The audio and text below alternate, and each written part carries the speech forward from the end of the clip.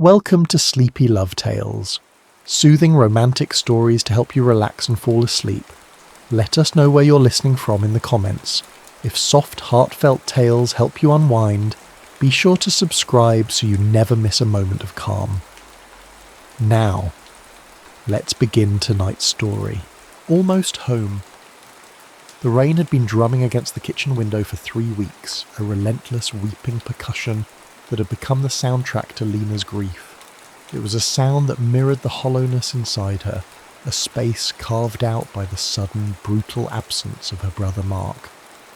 On the cramped Formica countertop, 2 letters sat like twin sentences of doom. One was a pale pink eviction notice, its cheerful colour a cruel joke. The other was a crisp, official-looking envelope from US Immigration and Customs Enforcement addressed to Aiden Hayes. Deportation. The word itself was a punch to the gut, another loss she couldn't bear. The ticking of the clock above the stove felt unnaturally loud, each second a tiny hammer against the fragile shell of her composure. 3 weeks since the funeral. 3 weeks of waking up to the reality that Mark was gone, and now Aiden, his best friend, the only other person who seemed to understand the specific shape of her sorrow, was about to be ripped away too. Aiden sat across from her at the tiny wobbly table, his large frame making the space feel even smaller. He hadn't said much, just showed up with a bag of groceries he knew she'd forget to buy, and a silence that was more comforting than any platitude. He stared at his letter, his jaw tight, his usual easygoing energy replaced by a heavy stillness. The steam from a forgotten tea kettle began to whistle, a thin, frantic scream that Lena couldn't bring herself to answer. "I have an idea," she said, her voice a raw whisper that barely carried over the rain in the kettle. She pushed a crumpled tissue across the table, adding it to the damp pile. "It's either brilliant or completely insane." Aiden finally looked up. His eyes, the colour of moss after a storm, were clouded with exhaustion. "I'm open to insane right about now." Lena took a shaky breath, her heart thudding a nervous rhythm against her ribs. She slid his deportation letter and her eviction notice together, placing them side by side. "You need to stay in the country. You have a job waiting for you at the bakery, the one Mark was so excited for you to take. And I need to not be homeless." She looked from the papers to his face, her gaze unwavering. "So, we get married." Silence descended, thick and heavy. The only sounds were the ticking clock and the rain. For a moment, Aiden just stared at her. Then a short, sharp laugh escaped him, a sound utterly devoid of humour. It died the instant he saw the desperate seriousness in her eyes.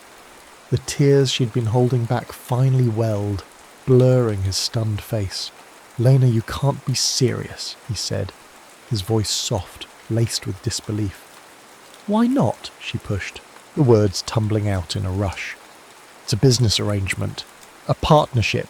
You get a green card, I get a roommate who can help me with rent, help me get the bakery open. It was our dream, mine and Mark's. You were supposed to be a part of it." She gestured vaguely around the cramped apartment. "This isn't about love or romance or any of that. It's about survival."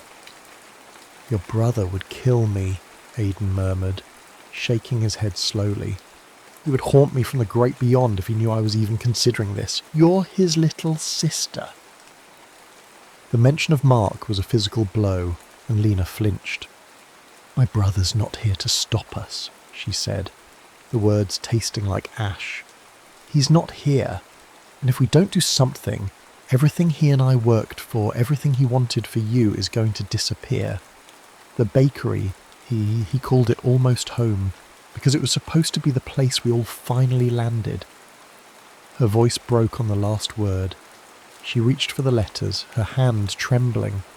Aiden's hand shot out to steady hers, his fingers warm and calloused, engulfing her own.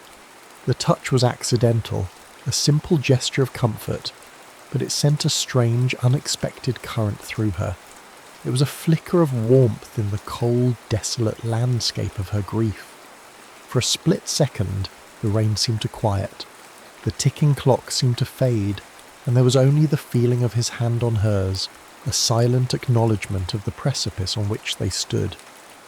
This wasn't about love, she told herself again. But as his thumb brushed gently over her knuckles, a tiny, treacherous part of her heart wondered if that was a lie they were telling themselves to make the insanity of it all bearable. The lawyer's office was a universe of beige carpets and sterile fluorescent lighting that hummed with an unnerving buzz. It stripped the world of colour, making the vibrant autumn warmth just outside the window feel like a distant memory. Lena sat stiffly, her hands clenched in her lap, listening as the lawyer, a woman with a weary but kind face, laid out the stakes. "The burden of proof is on you," she explained, her pen tapping a rhythm on a thick file. "You have to prove the legitimacy of your marital union. They'll ask about your history, your habits, how you met, your daily routines. They are trained to spot fraud." Lena and Aiden exchanged a nervous glance. They had spent 2 nights cramming, whispering fabricated memories and personal details to each other like students before a final exam. His favourite colour is slate blue. She hums off-key when she's concentrating. He hates cilantro. She sleeps on the left side of the bed. It felt cheap, a flimsy stage play built on the foundation of their shared grief for Mark. The courthouse was even more impersonal.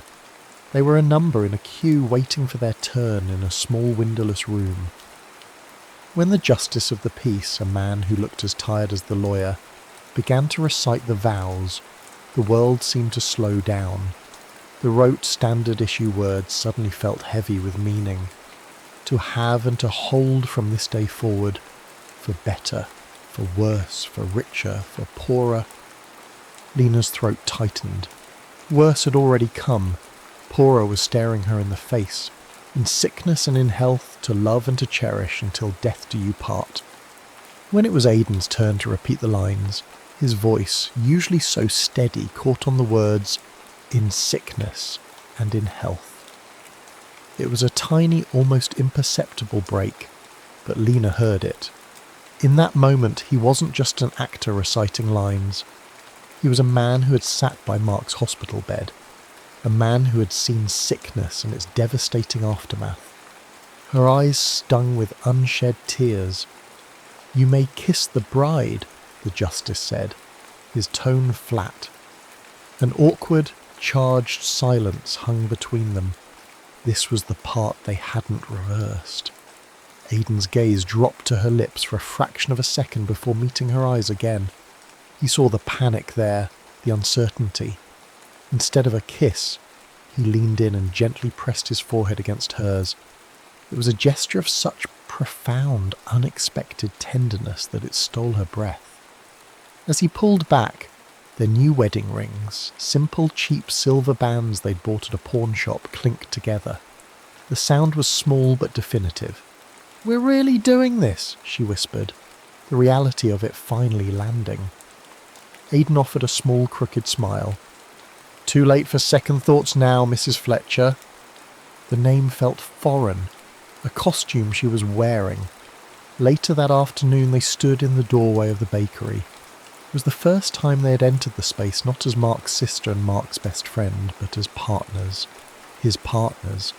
The air hung thick with the comforting scent of old flower vanilla extract and the faint, sweet ghost of yeast. Dust motes danced in the shafts of autumn light that slanted through the large, grimy front windows. "He found this place," Lena said softly, running a hand along a flower-dusted countertop. "Said it had good bones." "It does," Aiden agreed, his footsteps echoing in the cavernous quiet. As she turned to survey the cavernous space, her foot caught on a loose floorboard. She yelped, stumbling forward. Instantly, Aiden was there, his hand shooting out to grip her waist, steadying her against his chest. She landed flush against him, her palms flat on the solid wall of his torso. For a long moment, they both froze. His heart hammered a steady, reassuring beat against her cheek. She could feel the warmth of his body through their clothes, smell the faint, clean scent of his soap mixed with the dusty air of the bakery. It was different from the touch in the kitchen, different from the forehead press at the courthouse. This was solid, real. It was the first undeniable hint of genuine attraction, a spark of heat that had nothing to do with shared grief or legal arrangements, and everything to do with the man holding her in the fading afternoon light. The bakery became their world, a sanctuary sealed by the pre-dawn dark and the scent of rising dough. Their lives fell into a rhythm dictated by the demanding schedule of a baker. Alarms blared at 4 a.m, B-O-E-M, and they would meet in the shared kitchen of Lena's, now their apartment, moving around each other in a sleepy, silent ballet. They were a study in contrasts. Lena worked with the meticulous precision of a scientist, her measuring cups levelled with a knife's edge, her recipes followed to the gram. She was the architect of their operation. Aiden, however, was the artist. He cooked by feel, by scent, by intuition. He'd add a pinch of cardamom to Mark's cinnamon roll recipe, or a dash of espresso powder to the chocolate croissants, his movements fluid and confident. Baking is chemistry, Lena would insist, her brow furrowed in concentration. Baking is magic, Aiden would counter, a playful glint in his eye, as he slid another perfectly golden tray from the oven. Their days were filled with the physical language of shared work. Flour found its way onto everything, a white handprint on the small of her back as he squeezed past in the narrow walkway, a dusting on his cheek that she would gently brush away without thinking. One afternoon he stood behind her, his larger hands covering hers as he taught her to properly knead brioche dough. "You have to feel it," he murmured, his voice close to her ear. "Push, fold. It's a rhythm, like a heartbeat." His chest was warm against her back, and Lena found herself closing her eyes, focusing not on the dough but on the steady cadence of his breathing, the strength in his hands guiding hers. The nights were for confessions. Exhausted and covered in flour, they would sit at a small table in the back, sharing failed sourdough starters and burnt cookies, the failures somehow more intimate than the successes. It was in these late hours, with rain drumming softly on the bakery's skylights, that they started sharing pieces of themselves. He told her about his childhood in Dublin, a place he spoke of with a mixture of love and restlessness. She told him about her recurring nightmare, the one where she was falling and Mark was always just out of reach. "He always said you made the best chocolate croissants," Lena found herself saying one night, her voice thick with emotion as she looked at the tray cooling on the rack. Aiden smiled, a sad, fond expression. "He always said you were stronger than you knew." But their fragile peace was bound to break. It happened over a small metal recipe box, Mark's box. Lena had been searching for his specific instructions for an Irish soda bread, a recipe he only made on her birthday. She found Aiden sitting with the box open, sifting through the familiar ink-stained cards. "What are you doing?" she asked, her voice sharper than she intended. "Just looking," he said quietly. "Those are mine," she snapped, an ugly, possessive grief rising in her throat. They were his. They belonged to me. Aiden's head shot up, his expression wounded. "I was his friend for 15 years, Lena. I was there when he wrote half of these. Do you think you're the only one who misses him? Is your grief bigger than mine? Is your right to his memory stronger?" The words hit her like a physical slap. The fight was short, brutal, and filled with the unspeakable things that only two people drowning in sorrow could say to each other. She fled, the sting of his words chasing her until she found refuge in the biting cold of the walk-in cooler. She sank to the floor, wrapping her arms around her knees as sobs finally racked her body. She cried for Mark, for the fight, for the terrifying, complicated mess her life had become. A few minutes later, the heavy door opened, spilling light into the small, cold space. Aiden stood in the doorway, his face etched with regret. He didn't speak. He simply took off the worn, comfortable jacket he always wore, the one that smelled faintly of yeast and cinnamon, and draped it over her shaking shoulders. He closed the door, leaving her in the cold and the dark, but wrapped in his warmth. It was an apology, a comfort, a silent truce, and in that quiet, profound gesture, Lena understood that their rhythm wasn't just about baking. It was about learning how to shelter each other from the storm. The immigration office felt like a different planet from the warm, fragrant world of the bakery. The air was stale, the lighting a harsh, unforgiving glare. Lena's heart hammered against her ribs, a frantic, trapped bird. Across the small metal table, the immigration agent, a stern-faced man named Mr. Davies, regarded them with an unnervingly calm neutrality. His questions were like surgical instruments probing for weaknesses in their story. "Mr. Hayes, what brand of toothpaste does your wife use?" "Crest, the one with baking soda and peroxide," Aiden answered, without hesitation. He'd noticed it on their shared bathroom counter weeks ago. "Mrs. Fletcher Hayes, what side of the bed does your husband sleep on?" "The right side," Lena said, her voice steadier than she felt. "He always takes the side closest to the door." They moved through the rehearsed answers, a careful choreography of half-truths and well-placed details. But Mr. Davies was good at his job. He circled, he changed tactics. He asked about feelings, not facts. "Tell me about your first date." A wave of panic washed over Lena. They'd concocted a story about a movie and Italian food, but under the agent's intense scrutiny it felt flimsy, transparent. Aiden must have sensed her fear. He stepped in smoothly. "Our first real date wasn't really a date," he said, his voice taking on a warm, reminiscent tone. "It was the night we perfected her brother's sourdough. We were in the bakery until 3 a.m. She gets this little frown of concentration right between her eyebrows when she's trying to get something perfect, and she hums this little off-key tune. She doesn't even know she's doing it." He looked at Lena, a genuine, fond smile touching his lips.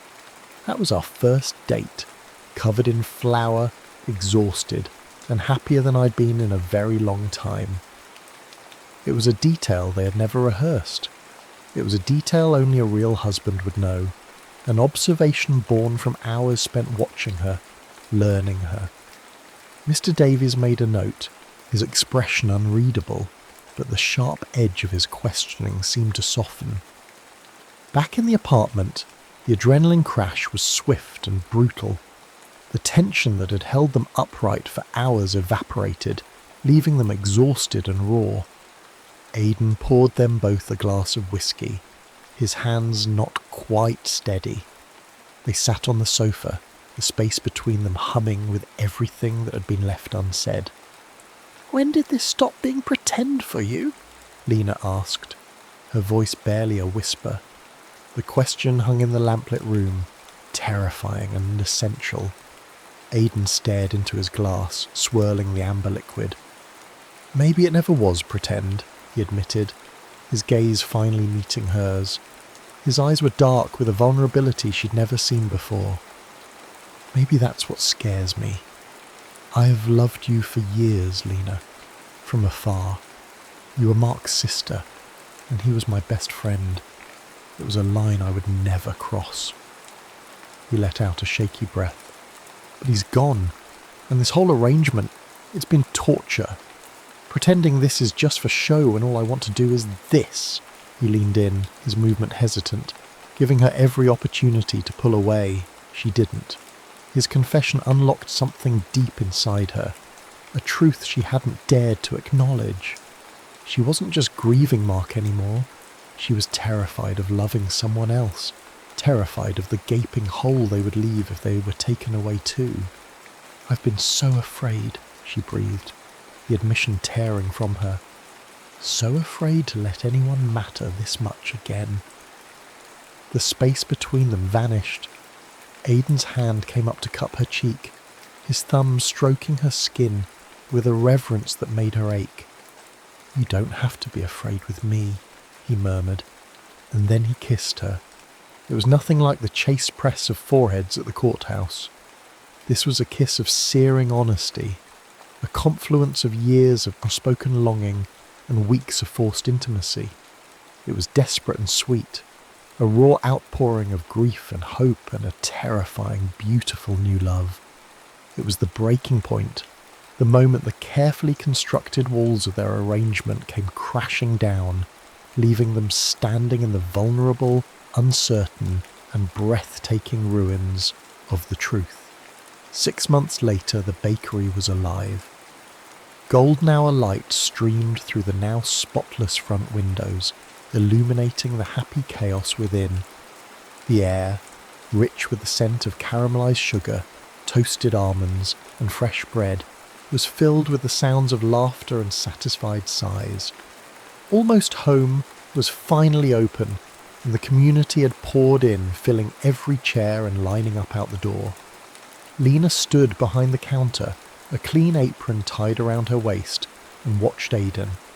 He moved through the crowd with an easy grace, handing a warm pain au chocolat to a little girl, sharing a laugh with an elderly couple, his face lit with a genuine joy that made her heart swell. He wasn't the haunted man who had sat at her kitchen table staring at a deportation letter. He was vibrant, he was happy, he belonged. And watching him, Lena realised with a sudden gut-wrenching clarity how far they had both come. She was no longer just a woman defined by her grief. She was a baker, a business owner, a wife. Just as she was handing a seeded loaf to a customer, the bell above the door chimed, and her blood ran cold. It was Mr. Davies, the immigration agent, holding a coffee cup and looking around with that same neutral expression. A surprise follow-up. Her carefully constructed world tilted on its axis. He approached the counter, his eyes moving from the bustling scene to the two of them. Aiden came to stand beside her, his presence a solid, reassuring weight. She could feel the unspoken question in the air. Was this real enough? Was it enough to defend? "Busy day," Mr. Davies observed, his gaze lingering on a framed photo of Mark, Lena, and Aiden, taken a year before the accident, that now sat on the counter. "We've been lucky," Aiden said, his hand finding Lena's under the counter, his fingers lacing through hers. "This is more than luck," Lena heard herself say, her voice clear and strong. She looked from the agent to Aiden, whose eyes were filled with a fierce, protective love. In that instant, she knew the charade was over, not because they were caught, but because it was no longer needed. This isn't about papers anymore. Aiden's grip on her hand tightened. "It never was. Not really," he said, his gaze locked with hers. Lena turned her focus back to Mr. Davies, but her words were for everyone in the room, for herself, for the memory of her brother. "This man," she said, her voice ringing with conviction, "is my partner. He's my best friend. He's the reason I got out of bed for months when I didn't think I could. He helped me build this place from the dust up. This bakery, this life, wouldn't exist without him." Tears welled in her eyes, hot and cleansing. "I love him, not for a green card, not for an arrangement. I love him because he showed me what home feels like again." A hush fell over the bakery, and then, in front of the entire community, she rose on her toes and kissed him, a public declaration that sealed the truth of her words. 1 year later, they stood in that same spot, the bakery closed for a private celebration.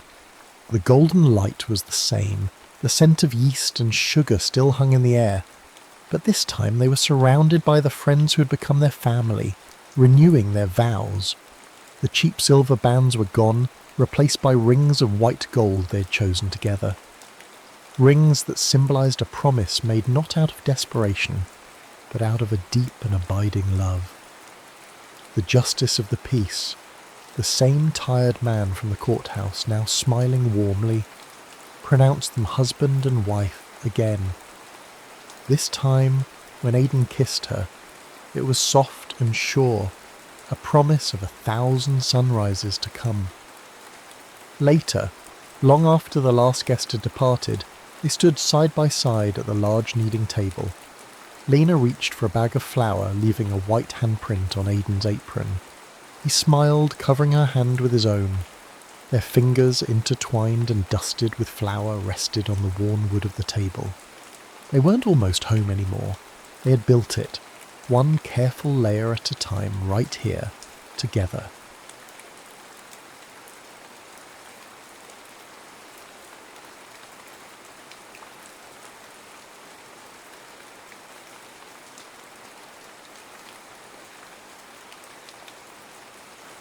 Racing hearts.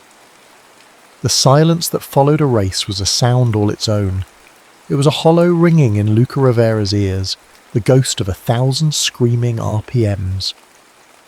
In the concrete tomb of the underground parking garage, the only other sound was the metallic ping ping ping of his said Mustang's cooling engine, a sound like a slowly calming heart. His heart.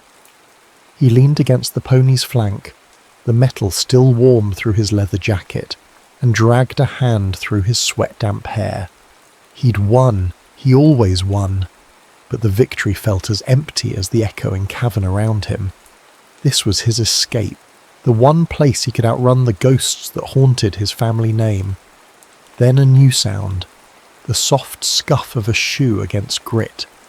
He straightened instantly, every muscle coiling. Cops didn't scuff, rival crews didn't linger into the shadows. They announced themselves with revving engines and blinding headlights. This was different, quiet, measured. A figure detached itself from the gloom behind a thick concrete pillar. A woman. She held a phone up, the lens aimed not at him, but at the rear of his car, at his license plate. In 3 long strides he closed the distance, his hand clamping gently but firmly around her wrist. The phone clattered to the ground. Her gasp was a sharp, stolen breath in the heavy air.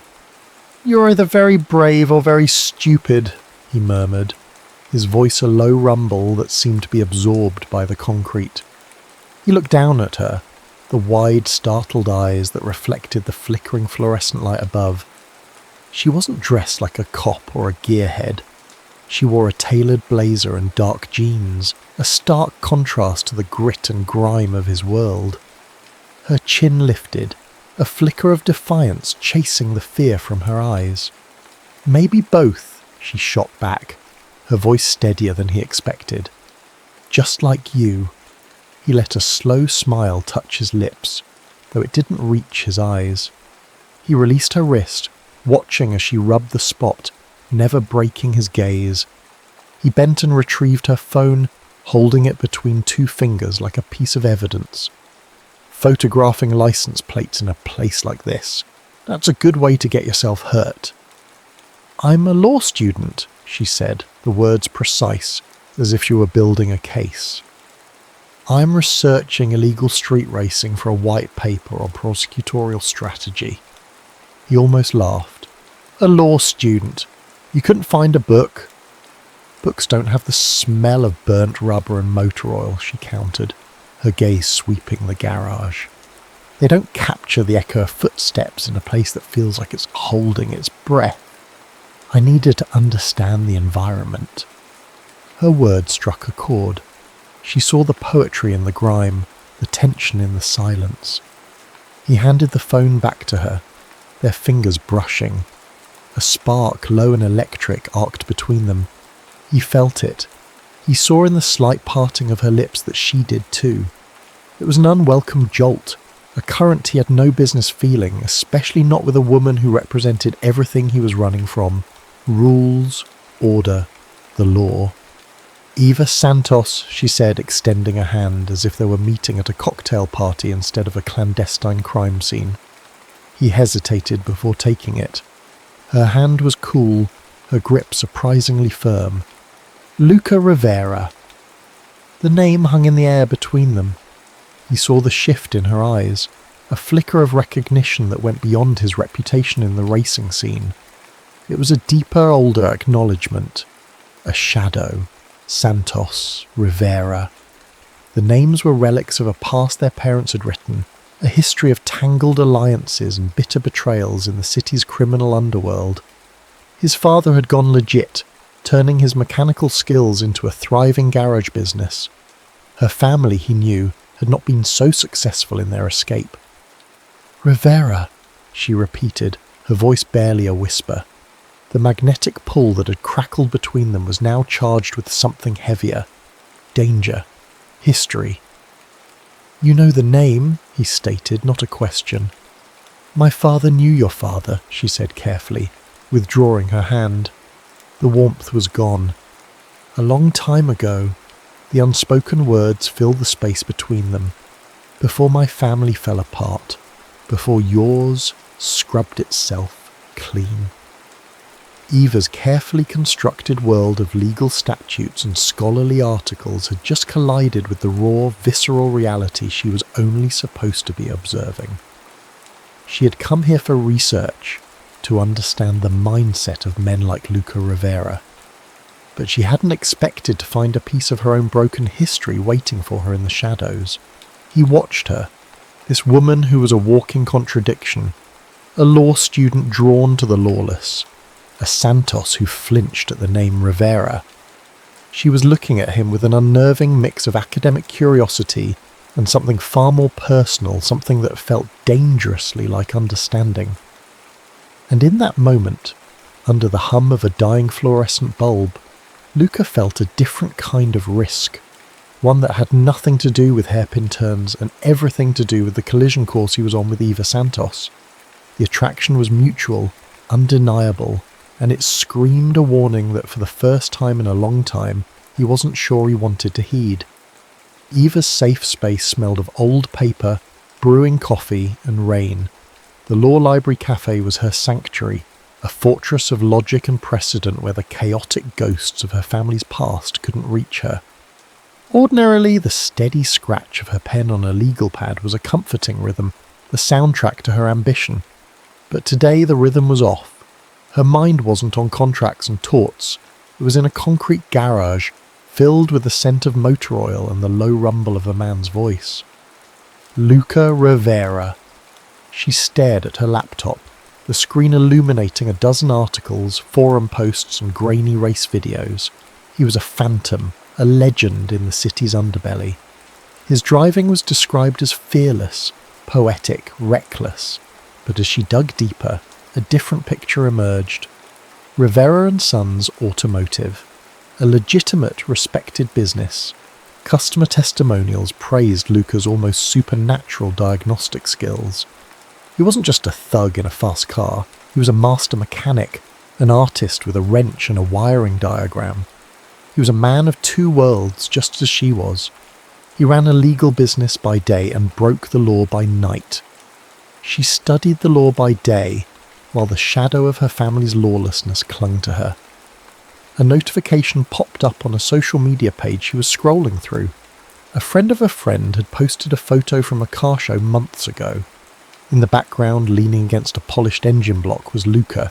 He was laughing, head thrown back, a genuine, unguarded expression that made her breath catch. It was a world away from the wary, intense man in the garage. The bell above the cafe door chimed, pulling her from her digital rabbit hole. And then, the scent of motor oil and rain-damp leather filled the air, so potent it felt like a memory come to life. Luca Rivera stood there, shaking the water from his jacket, his eyes scanning the room until they landed on her. For a moment, the entire cafe seemed to fade into the background. He moved with a quiet confidence that was utterly out of place among the hunched-over students and steaming mugs. He approached her table, pulling up a chair without asking. "Fancy meeting you here," he said, his lips curling into that same wry, unsettling smile. Eva closed her laptop slowly. "Stalking me, Rivera?" "Let's call it a follow-up inquiry," he countered, his gaze dropping to her scattered books. "I find myself in need of some legal advice, on a hypothetical matter, of course." The game was set. She leaned back, crossing her arms, playing her part. "My consultation fees are steep." "I'm sure they are," He leaned forward, his forearms resting on the table, closing the space between them. The air grew thick with a tension that was part interrogation, part flirtation. Hypothetically, if a person were to be present at an event where certain traffic violations occurred, what would their exposure be? Hypothetically, Eva began, her voice cool and professional, it would depend on their level of involvement. Were they a spectator, an organizer, a participant? What if they were just there, he asked, his dark eyes holding hers, searching for something beyond the legal jargon. Watching a woman take pictures of their license plate. Her carefully constructed walls, the ones built from case law and precedent, began to show cracks. This wasn't a game of cat and mouse. This was a man trying to understand her motives, just as she was trying to understand his. She saw him tracing the rim of his coffee cup, his mechanic's hand surprisingly graceful. He'd found out who she was, a Santos. He knew the history, the danger inherent in their proximity, and yet he was here. "You're not what I expected," she admitted, the words escaping before her logic could stop them. He stilled. "What did you expect?" "Someone reckless, someone loud. I expected you to run when you heard my name."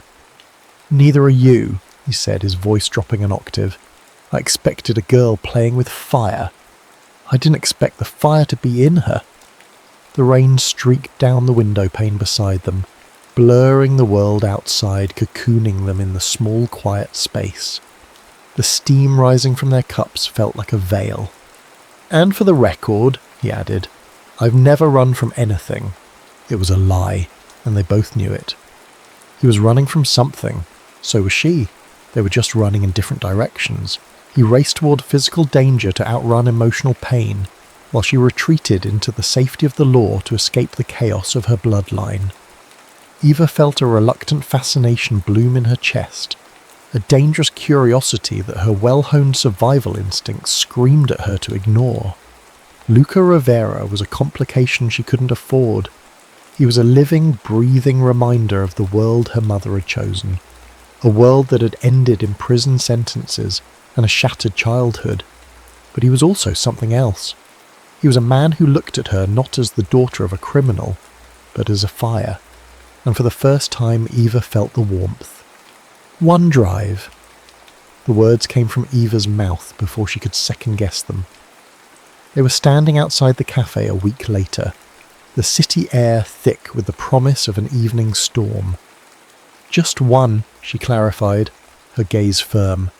"No racing, no breaking the law, just driving." Luca's expression softened, the hard edges of his usual vigilance smoothing away. He nodded slowly. "Just joying." He didn't take her to the neon-slicked streets of the downtown grid. Instead, he drove the Mustang out of the city, the engine a steady, comforting purr as they climbed into the canyon roads. The setting sun bled across the sky in hues of orange and violet, painting the landscape in strokes of impossible beauty. With the windows down, the wind whipped through Eva's hair, carrying the scent of sage and dry earth. It felt like shedding a skin, leaving the concrete and the expectations of the city behind. They didn't talk much at first. There was only the hum of the engine, the whisper of the wind, and the shared space inside the vintage car. He drove with an effortless grace, his hands light on the wheel, a stark contrast to the reckless abandon she'd seen in the videos. This wasn't a race. It was a meditation. He pulled over at a scenic overlook, the entire city glittering below them like a carpet of fallen stars. He cut the engine, and the silence that rushed in was different from the hollow quiet of the garage. This was a peaceful silence, vast and alive. He turned to her, his profile outlined by the dying light. "My brother died in a car crash," he said, his voice quiet, stripped of all its usual defences. He wasn't racing. He was on his way home from his community college class. A drunk driver ran a red light. Eva's heart clenched. She said nothing, knowing this was a story that needed silence to be told. "I was 16. He was everything I wasn't. Steady, responsible, the good son. After he was gone, everyone looked at me like I was the one who was supposed to have died. The reckless one, the one who took too many risks. He stared out at the sprawling lights below. So I started racing. It was the one place where I could be in complete control, every turn, every shift. It was my decision. In the car I felt alive. More than that, I felt like I could outrun the feeling that I destroy everything I touch. The confession hung between them, raw and profoundly vulnerable. Eva felt her own walls crumble, not just crack. She saw him then, not as a daredevil, but as a man trying to heal a wound so deep it had reshaped his entire world. Her own story rose to the surface, a truth she rarely shared. "When I was 12, she began, her voice trembling slightly, "my mother was sentenced to 7 years in prison. She was an accessory. She fell in love with a man, one of my father's associates, who was charming and dangerous and promised her the world. She chose him over her own family, over me. She chose a dangerous love, and it cost her everything." Eva wrapped her arms around herself. "I promised myself I would never be that stupid. I would never love someone who lived dangerously. I would build a life so safe, so stable that no one could ever take it away from me." "What if danger isn't who I am?" Luca asked softly, turning to face her fully. "Just what I do." The question was a key turning a lock deep inside her. He wasn't asking her to condone his choices. He was asking her to see the man behind them. The city lights blurred as her eyes filled with tears she refused to let fall. He reached out, his thumb gently brushing her cheek, a touch so tender it undid her. He leaned in, his gaze fixed on her lips. The air grew thick, electric with a year's worth of unspoken longing. She could taste the salt of her unshed tears, smell the leather of his jacket, feel the heat radiating from his skin. It was happening. A choice, a risk, a collision. Her phone buzzed violently in her purse, a jarring intrusion from the world below. The screen lit up with a name, Marcus Thorne, her ex-boyfriend, the prosecutor. The moment shattered. Eva pulled back, the spell broken. The phone was a cold, hard reminder of the life she had so carefully built, the promises she had made to herself. Luca retreated, his hand falling away, a mask of neutrality sliding back over his features. But she had seen him, and he had seen her. They drove back to the city in a new kind of silence, one charged with the weight of what had almost happened. They were falling, both of them, without a safety net, and every rational instinct they possessed was screaming at them to pull back. But for the first time, Eva was beginning to wonder if the fall was the only thing that could truly save them. The coffee Marcus Thorne placed on the table was a peace offering, but it felt like a trap. His prosecutor's ambition gleamed in his eyes, as polished and predatory as his expensive shoes. They sat in his sterile office, a place Eva had once seen as the pinnacle of her aspirations. Now it felt like a cage. "I know you've been looking into the street racing scene," Marcus began, his tone smooth as silk. "Impressive initiative. I have a proposition. Give my office some concrete information, names, locations, anything that leads to arrests, and I'll personally guarantee you a coveted spot in the DA's office upon graduation. A direct path, Eva. No interviews, no competition." It was everything she had ever wanted. Security, prestige, the ultimate validation of her choice to live a life governed by law and order, a life as far away from her mother's mistakes as possible. He was offering her the perfect escape hatch from the terrifying freefall she was in with Luca. All she had to do was betray him. Her heart hammered against her ribs. She thought of Luca's confession in the canyon, the raw vulnerability in his eyes. She thought of his hands on the steering wheel, the way he made a dangerous machine feel like a part of himself. The thought of using that, of turning his world into a bargaining chip for her career, made her feel sick. But the old Eva, the one who had survived on fear and caution, whispered that this was the smart move, the safe move. That night, the lure of the race was a siren's call she couldn't resist. She told herself she was going to say goodbye, to see it one last time before cutting it out of her life. She stood in the shadows of a warehouse district, the roar of engines a familiar, painful symphony. She held her phone, her thumb hovering over the audio recorder icon. She wouldn't use it for Marcus. She didn't know what she was doing. She was torn between two futures. And then Luca saw her. He was walking toward her, a rare, soft smile on his face, a smile meant only for her. Then his eyes dropped to her hand, to the phone angled toward the staging area, the screen glowing with the telltale red of a recording app she'd opened out of nervous habit. His smile vanished. It was as if a light had been extinguished, leaving behind something cold and brittle. The warmth she had come to cherish was replaced by a look of utter betrayal. "I knew it," he said, his voice flat and dead. He didn't yell. The quiet was so much worse. He stopped a few feet away, creating a chasm between them. Racers and their crews milled around, but they were in their own desolate spotlight. The law student, researching, "I was a fool." "Luca, no," she pleaded, her voice cracking. "It's not what you think." "Isn't it?" he challenged, his voice rising now, drawing attention. "Tell me, Eva, was our drive part of your research too? Getting the subject to open up? Were you recording then?" Each word was a physical blow. "I thought I knew you," he whispered, the heartbreak in his voice more devastating than any shout. Tears streamed down her face, hot and furious. "You do!" she cried, her voice raw with a pain that ripped through the crowd's murmurs. "You know the real me better than anyone, and that's what terrifies me. This," she gestured wildly at the scene, at him, at herself. "This isn't safe, it isn't logical, and I hate that I want it anyway." Her choice crystallized in that agonizing moment. It wasn't about a career or security anymore.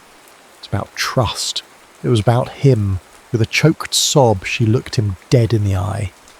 Her thumb swiped across the screen, a pop-up appearing. "Delete this recording?" She pressed delete.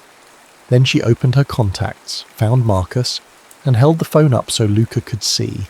She blocked the number, burning the most important professional bridge she had ever built. She had chosen him. Her actions screamed it. Luca saw it. He saw the sacrifice, his face etched with fury and betrayal, flickered with confusion, then with dawning, agonizing regret. He saw that his cynicism, the armor he wore to protect his wounded heart, had just cost them everything. He had accused her of the one thing she was fighting so desperately not to be. Before she could say another word, before she could explain the choice she had just made, the wail of distant sirens cut through the night.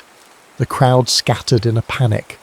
Luca's eyes held hers for one last desperate second before his instincts took over.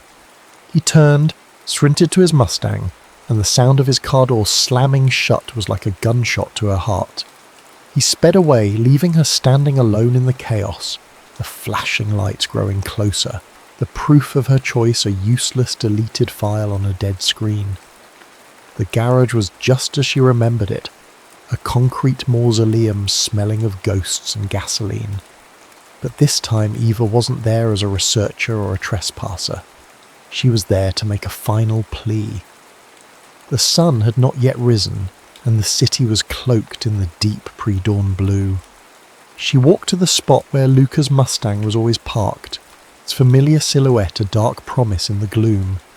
She pulled a folded piece of paper from her pocket. It wasn't a legal document, filled with cold clauses and formal language. It was a letter, written on a page torn from her personal journal, the ink slightly smeared from a single teardrop. In it, she had written everything. About Marcus's offer, about her fear, about the moment she realized that a safe life meant nothing if it was an empty one. She wrote that betraying him would have been a betrayal of the only part of herself that had ever felt truly alive. She tucked the letter under the Mustang's windshield wiper, a fragile white flag against the dark glass. It was a desperate analog gesture in a digital world. A message from her heart, not her head. She had no idea if he would even see it, or if he would simply tear it up, another piece of wreckage in the crash they had become. Her part was done. She turned and walked toward the rooftop access stairs, needing to see the sunrise. Luca found the letter an hour later.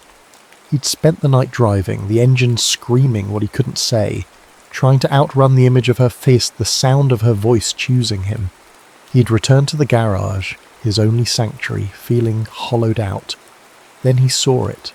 He read the letter once, then twice, his hand shaking. Her words dismantled his anger piece by piece, stripping it away until only the raw, aching truth remained. You know the real me better than anyone. That's what terrifies me. She wasn't afraid of his world. She was afraid of her own heart. He had accused her of being a spy when she was really a soldier fighting a war within herself, and she had chosen him. Over everything safe and sensible, she had chosen him. He took the stairs to the rooftop 2 at a time, and there she was. She stood at the edge, not dangerously, but with a quiet stillness, watching the first sliver of gold slice across the horizon. She heard his footsteps and turned. The fear was still in her eyes, but it was mingled with a fragile, fierce hope. "I'm still afraid," she said, her voice barely a whisper against the waking city's hum. He closed the distance between them, stopping just before her. "Good," he said, his own voice thick with emotion. "That means this matters." He reached out, his hand gently cupping her jaw, his touch a question and a promise. "Let's be afraid together." Eva leaned into his touch, a sob of relief catching in her throat. It wasn't a promise to change each other. He would always feel the pull of the race, and she would always carry the weight of her past. This was a different kind of promise, a resolution to choose love, not in the absence of fear, but in spite of it. He kissed her then, and it was nothing like the frantic, interrupted moment in the car. This was a kiss of homecoming. It was slow and deep, a final, beautiful collision of 2 souls who had been racing away from themselves, only to find their finish line in each other. When they finally broke apart, the sun was bathing the city in a warm, golden light.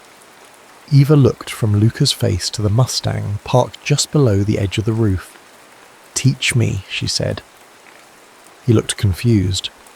"Teach you what?" "How to drive it," she said, a small, genuine smile finally reaching her eyes. "Stick shift. I want to learn." He understood immediately. It wasn't about the car, it was about trust, about embracing a piece of his world, not with recklessness, but with intention. It was about learning to handle controlled danger, together.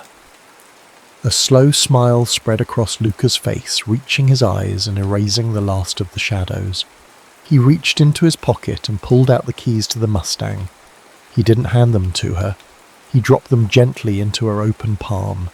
The cool weight of the metal felt like an anchor. "Some risks are worth taking," he said softly, his fingers lacing with hers. "Especially the ones that lead us home."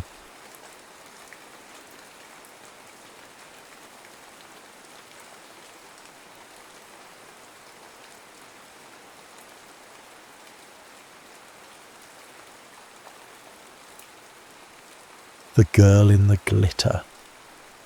The desert air at Coachella in 2011 was a thick, sticky blanket woven from sweat, cheap beer, and the cloying sweetness of vape smoke. For Ethan, it was the sound that was most oppressive. The bass didn't just vibrate in his ears, it thrummed through his ribcage, a relentless, synthetic heartbeat mocking the sluggish, heavy rhythm of his own. He felt like a ghost haunting his own body, invisible among the 50,000 shimmering, writhing souls who had come to the desert to feel alive. He had come here to die. The weight in his pocket was small but dense, a physical anchor for the decision he'd made weeks ago. A bottle of pills, carefully saved, meticulously researched. It felt like the only solid thing in a world that had become a blur of grief and colourless days since his brother's accident. The plan was simple, poetic in a way he knew was pathetic. He would wait for the final headliner to play their last encore, let the final chord fade into the vast, star-dusted emptiness of the Indio night, and then he would find a quiet corner of the sprawling polo fields and swallow the handful of oblivion. He would become one with the trampled grass and discarded plastic cups, just another piece of festival refuse. Golden hour was bleeding into a bruise of purple and indigo at the horizon. The neon lights of the art installations began to pulse with an artificial life, casting long dancing shadows that made the crowd look like a forest of phantoms. Ethan leaned against a metal barrier, the cool steel a stark contrast to his feverish skin. He closed his eyes, trying to dissociate, to float away from the crushing loneliness he felt in this sea of humanity. The metallic taste of fear, or maybe just resignation, coated his tongue. And then, silence. It wasn't a true silence, not with the main stage thundering a few hundred yards away, but a pocket of stillness opened directly in front of him. The world seemed to fall away, the cacophony muted as if someone had thrown a switch. He opened his eyes. A girl stood before him. She was a kaleidoscope of the festival itself, a living, breathing art installation. Her hair was a wild mane of electric blue, and her face was a canvas of starlight. Swirls of silver and gold glitter coated her temples and cheekbones, catching the strobing lights and fracturing them into 1,000 tiny rainbows. She wore a fringed vest and cut-off shorts, her skin tanned and radiating a warmth that had nothing to do with the desert heat. But it was her hands that he would remember most. They were covered in the same cosmic dust, and as she raised them, they seemed to trail stardust through the thick air. She cupped his face, her touch impossibly gentle, a shocking point of connection in his profound isolation. Her thumbs stroked his cheeks, and for the first time in months he felt seen, truly seen. Her eyes, a deep liquid brown, held his. They were kind, so impossibly kind. "You are a beautiful soul," she said, her voice a low melodic hum that cut through the noise like a cello string. It wasn't loud, but it was the only thing he could hear. "The world is better because you're in it." Ethan's breath hitched. A sob threatened to claw its way up his throat, but he choked it down. He couldn't speak, couldn't move. He could only stare into the universe of her eyes. This couldn't be real. She had to be an illusion, a hallucination brought on by dehydration and despair. She smiled, a small knowing curve of her lips. Then she leaned forward, and her lips, soft and tasting faintly of cherry lip balm, pressed against his forehead. It wasn't a kiss of passion, but of benediction, a blessing. "Promise me you'll see tomorrow's sunrise," she whispered, her breath warm against his skin. And just as quickly as she had appeared, she was gone. She didn't walk away so much as dissolve back into the river of people, a flash of blue hair and shimmering light, swallowed by the pulsating crowd. He was left standing there, the ghost at the feast, with the ghost of her touch still tingling on his skin. He raised his own hands to his face, his fingers trembling. They came away sparkling. The cool glitter she had worn had transferred to his cheeks, his temples, his hands. It clung to him like a promise. He looked down at his palms, no longer empty but dusted with what looked like crushed stars. The final band took the stage, their opening chords ripping through the night. The crowd roared, a single massive organism breathing in the sound. But Ethan was no longer part of it. He was separate, cocooned in the memory of a stranger's touch. The weight in his pockets suddenly felt obscene, a profane violation of the sacred moment he had just been given. He turned and walked against the current of people surging towards the stage. He found a row of overflowing trash cans near the food vendors, the air thick with the smell of fried dough and regret. Without a second thought, Without allowing himself to hesitate, he reached into his pocket, pulled out the small plastic bottle, and dropped it into the abyss of garbage. It made a dull, insignificant clatter as it landed. He walked away, his steps feeling lighter than they had in a year. Under the indifferent gaze of the moon, he held up his hands. The glitter was still there, sparkling in the darkness like stardust, like hope. The scent of aging paper and freshly brewed coffee was the first thing that always grounded Ethan. It was the smell of safety, of stories, of survival. A decade had passed since that night in the desert, and the cosy interior of Powell's Books in Portland was a universe away from the chaotic energy of Coachella.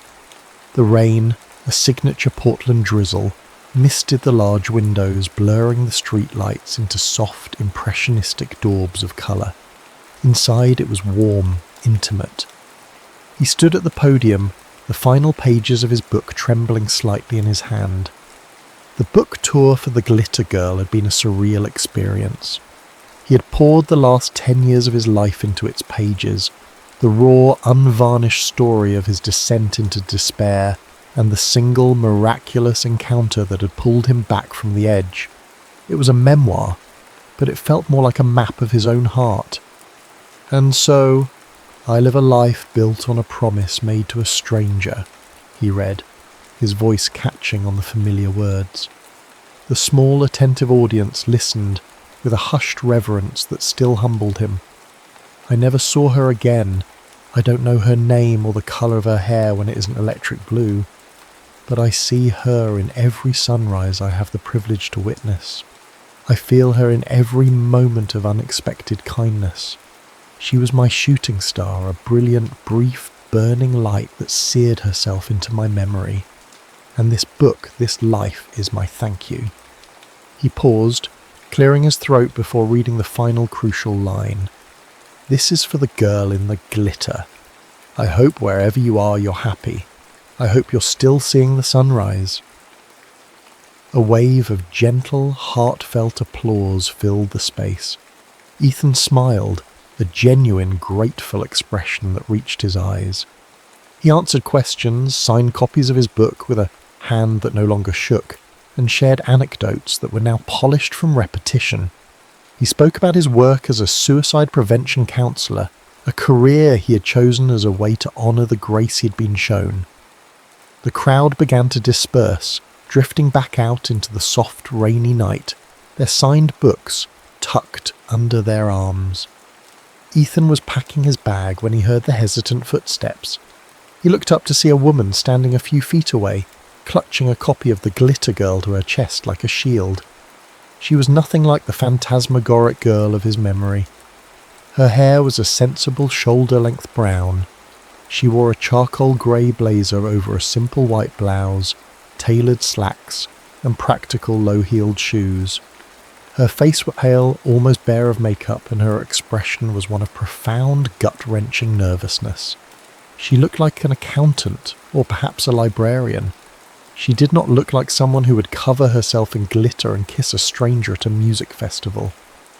"I'm sorry to bother you," she began, her voice a careful whisper, a stark contrast to the boisterous energy of the girl he remembered. "I know this is going to sound insane."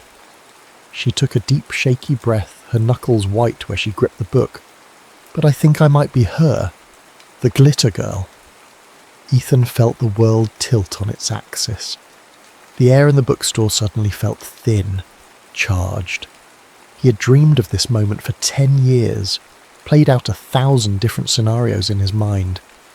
In his fantasies, she was always the same, a whirlwind of colour and light recognizing him instantly. But this woman, this quiet, buttoned-up, anxious woman, he studied her, searching for a trace, a flicker of the girl who had saved his life. He saw nothing of her in the muted colours she wore, in the controlled posture she held. The rain outside seemed to intensify, drumming a restless rhythm against the glass. "I was different to then," she said, as if reading his thoughts. Her eyes, he noticed now, were a familiar shade of deep liquid brown. "I was what I couldn't sustain being." She offered a small, self-deprecating laugh that sounded more like a sigh. Life happens. I grew up. Or maybe I just folded inward. Ethan said nothing. He simply looked at her. Truly looked. He looked past the conservative blazer and the nervous tremor in her voice. He looked into her eyes, and that's when he saw it. It wasn't a flash of recognition of him, but a flicker of something else, something deeper, a familiar light. It was the same depth, the same well of fierce, gentle love he had seen in the desert. It was older now, shaded with a sadness or a weariness he couldn't name, but it was unmistakably there. The ghost of the girl in the glitter, looking out from behind a stranger's eyes. The 24-hour diner was an island of harsh fluorescent light in the dark, rain-slicked Portland night. The air smelled of stale coffee and bacon grease, a world away from the literary warmth of the bookstore. They sat in a cracked red vinyl booth, a chipped ceramic mug of coffee between them. The woman, Maya, stirred her own cup with a methodical slowness, her gaze fixed on the swirling vortex of cream and coffee. I became a lawyer, she said, her voice barely rising above the low hum of the refrigerators. Corporate litigation. It's structured, predictable. She finally looked up, a wry, tired smile on her lips, the polar opposite of who I was at 21. Over the next hour, under the unforgiving diner lights, the story of her transformation unspooled. The wild child with electric blue hair had been a performance, a desperate attempt to outrun a grief of her own. Her mother had passed away a year before that festival, and Maya had thrown herself into a whirlwind of parties, music and reckless abandon, trying to feel anything other than the hollow ache in her chest. She was the life of every party, the girl who danced until dawn, the free spirit everyone adored. But it was a role she was playing, and the costume was heavy. I was running on fumes, she confessed, her fingers tracing nervous, invisible patterns on the Formica tabletop. That night at Coachella, I was lost. I'd lost my friends, my phone was dead, and I was coming down from something I probably shouldn't have taken. I was just as lost as you were, Ethan, just in a different way. The pressure to be that vibrant, fearless person became unsustainable. A few years later, a series of crippling panic attacks had brought her carefully constructed world crashing down. The anxiety was a cruel tax on her wildness. So she had buried that girl. She'd cut her hair, dyed it a sensible brown, traded her festival wristbands for a briefcase and built a new life. One defined by control, by rules, by colour-coded calendars and quiet, predictable evenings. She had traded her glitter for armour. Ethan listened, his own coffee growing cold. He saw the immense courage in her confession, a vulnerability that was perhaps even braver than the impulsive kindness she'd shown him a decade ago. He felt a profound sense of connection to this version of her, this careful, wounded woman who had once been his saviour. It was his turn. He told her everything, not just the story from the book, but the gritty, painful details. The suffocating weight of his brother's death, the way the world had lost its colour, the cold, clinical finality of his plan. He explained how her 5 seconds of grace had become the cornerstone of his entire existence. "You didn't just make me see the sunrise, Maya," he said, his voice thick with an emotion that was 10 years in the making. "You gave me a reason to keep watching them. I went back to school, I became a counsellor. I've spent the last 7 years sitting with people in their darkest moments, trying to be for them what you were for me, a flicker of light, a hand reaching out in the dark." A single tear escaped her eye and traced a path down her cheek. She wiped it away quickly, embarrassed. "But I'm not that person anymore," she whispered, her voice cracking. The fear in her eyes was palpable. "I'm not a flicker of light. I am spreadsheets and billable hours. I have panic attacks if my grocery delivery is late. What if I can't be what that moment meant to you? What if I'm just a disappointment? The question hung in the air between them, heavy and fragile. It was the heart of it all, the fear that the reality could never live up to the myth that had sustained him.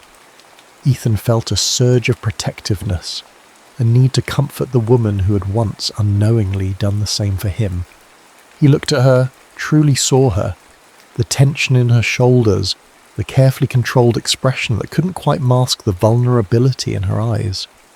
He realised he wasn't looking for proof of the girl from the festival anymore. He was connecting with the woman who had survived her. He reached across the table, his hand gently covering hers. Her fingers were tense beneath his touch. "Girl at the festival wasn't magic, Maya," he said, his voice soft but certain. She was hurting and she was lost, but she was still brave enough to be kind. That's the part that saved me. The kindness. He gave her hand a gentle squeeze. That's the person sitting right in front of me now. I can see her so clearly. She looked up from their hands, her gaze meeting his. The fear in her eyes didn't vanish, but it softened, making way for a fragile, dawning sense of being truly seen. For the first time all night, a genuine, unforced tear of relief slid down her cheek. She didn't wipe this one away. In the harsh fluorescent light of the diner, she simply turned her hand over and laced her fingers through his. The rain had returned with a vengeance, lashing against the windows of Maya's apartment in relentless, angry sheets. The apartment itself was a reflection of the woman she had become, minimalist, controlled, safe. The walls were a soft, non-committal grey. The furniture was modern and angular. There were no photographs, no clutter, no chaos. It was a fortress built against the unpredictability of life, and right now the walls were closing in. The weight of it all, the book, Ethan's story, the impossible burden of being someone's salvation, had finally broken through her carefully constructed defences. She was pacing the length of her living room, her arms wrapped tightly around herself as if to hold her splintering pieces together. Her breathing was shallow, her heart a frantic drum against her ribs. A classic panic attack, a monster she hadn't wrestled with in years. "I can't do this," she gasped, turning to Ethan, her face pale with terror. He had followed her home from the diner, a silent, steady presence she hadn't known she needed, till this very moment. "I'm a fraud, Ethan. I'm not your glitter girl. I'm a lie." "Maya, breathe," he said, his voice calm and even, the counsellor in him taking over. He didn't move towards her, giving her space. "You're not a lie. You're here. You're real." "No!" Her voice rose, sharp with hysteria. "You don't understand." The confession that had been hovering at the edge of her thoughts all night finally spilled out, raw and painful. "The truth is, I barely remember that night. I barely remember you." The words struck Ethan with the force of a physical blow. The rain against the glass seemed to roar in his ears. He felt a cold dread seep into his bones, a chilling echo of the despair he'd felt that night at the festival. "I was so high," she continued, her voice breaking, the words tumbling out in a torrent of self-loathing. "I was lost and scared and running from my own ghosts. That whole period of my life is a blur of strobe lights and bad decisions. I remember the glitter, I remember the feeling of wanting to connect with someone, anyone. But the words, kissing your forehead, making you promise, Ethan, don't have a clear memory of it. It was probably just some drug-fueled, impulsive thing I did without a second thought." His entire transformation, his life's work, the very foundation of his recovery, was it all built on an illusion? Had he woven a grand, life-saving narrative around a moment that was nothing more than a chemical flicker in a stranger's brain?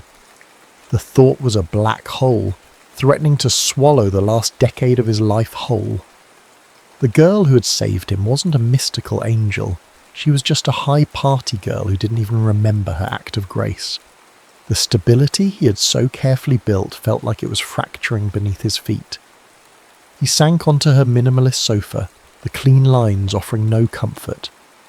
The silence in the room was deafening, broken only by Maya's ragged sobs and the drumming of the rain.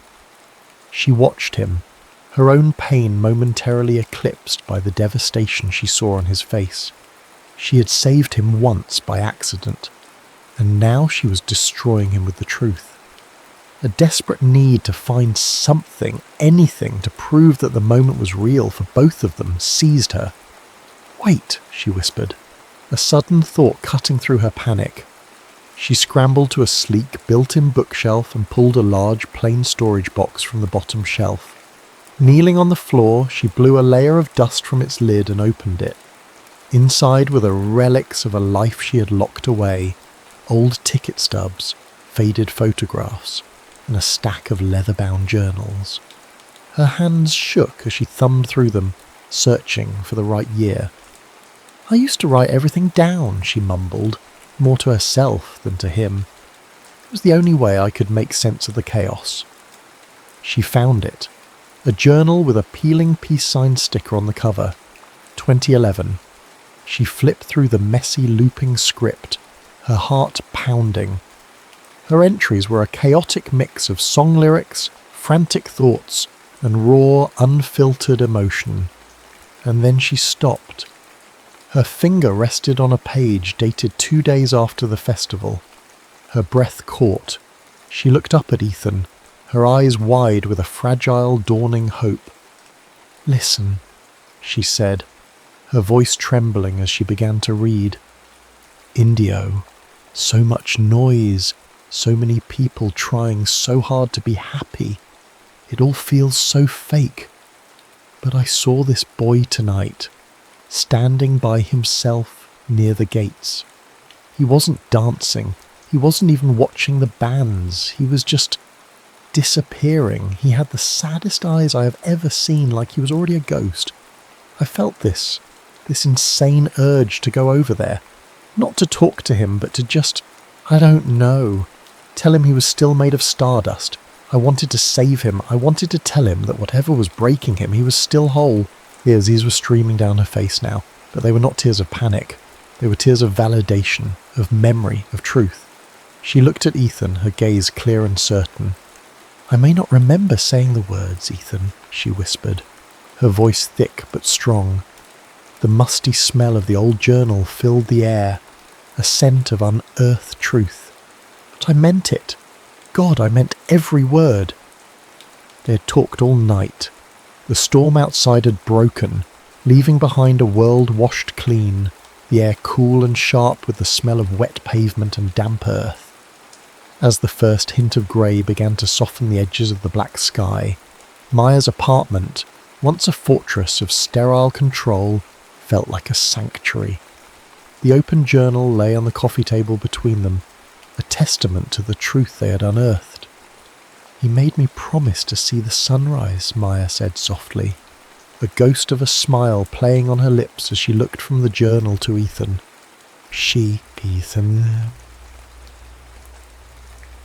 Ethan corrected gently. "She made me promise." It was his idea to go to the roof, a way to honour the original request, to close a circle that had been left open for a decade.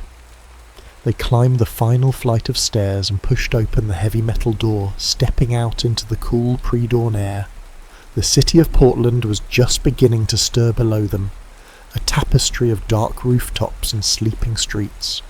A few lone cars moved like fireflies in the distance.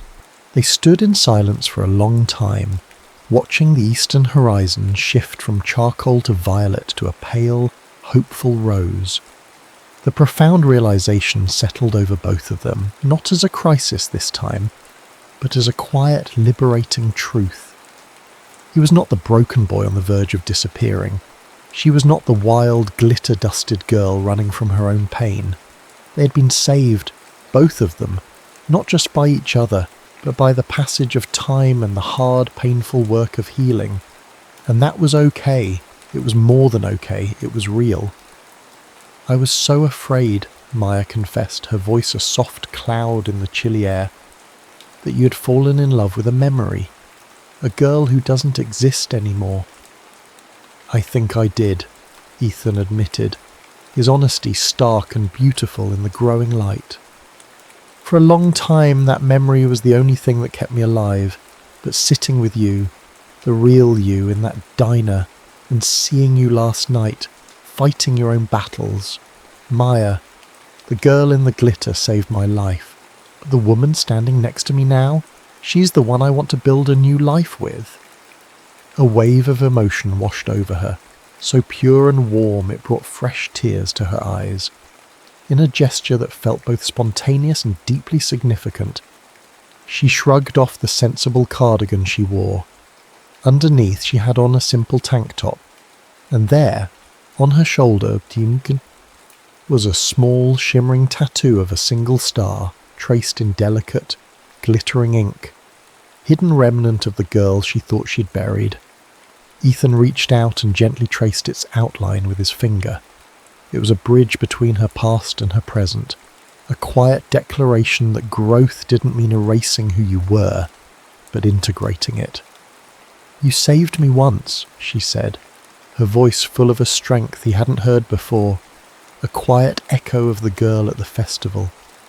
"By being exactly who you are, broken and beautiful, let me love you now, by being exactly who I am."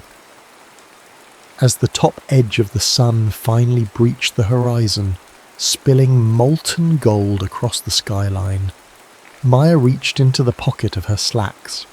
She pulled out a tiny corked glass vial.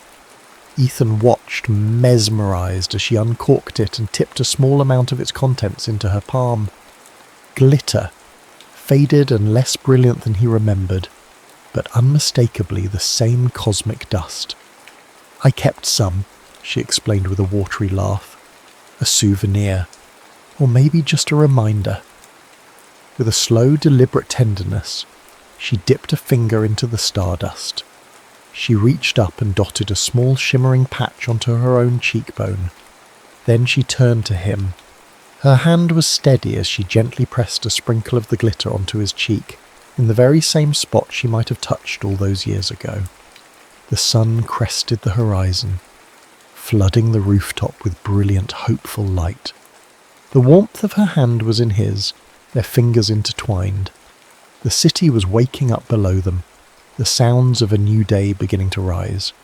They weren't preserving a perfect, fleeting moment from the past. They were creating a new one, a sunrise of their very own, built not on a memory but on a second chance.